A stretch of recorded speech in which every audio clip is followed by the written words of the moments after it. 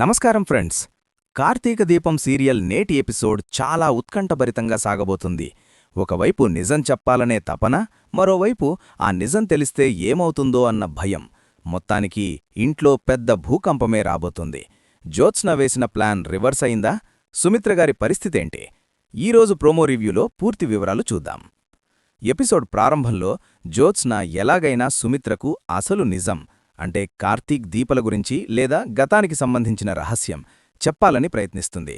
సుమిత్రను ఒంటరిగా పట్టుకుని అందరూ దాస్తున్న నిజాన్ని బయటపెట్టబోతుండగా సరిగ్గా అదే సమయానికి కుటుంబ సభ్యులందరూ అక్కడికి చేరుకుంటారు.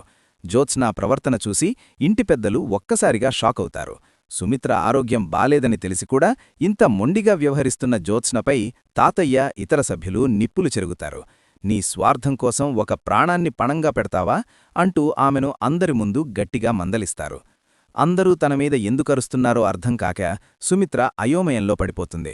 జ్యోత్స్న ఏలో చెప్పబోయిందని, అది తనను ఇబ్బంది పెట్టే విషయమని ఆమెకర్థమవుతుందిగాని ఆ నిజమేంటనేది ఇంకా సస్పెన్స్గానే మిగిలిపోతుంది. ఆ టెన్షన్ వల్ల సుమిత్ర ముఖంలో ఆందోళన స్పష్టంగా కనిపిస్తుంది.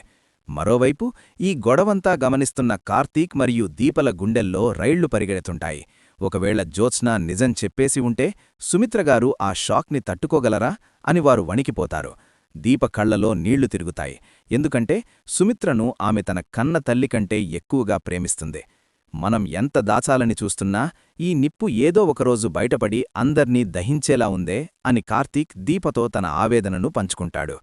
ఆ రోజు గడిచినా కార్తీక్ మరియు దీపలకు నిద్రపట్టదు. సుమిత్రగారికి నిజం తెలిస్తే వచ్చే పరిణామాలు ఊహించుకుంటేనే వారు వణికిపోకారు.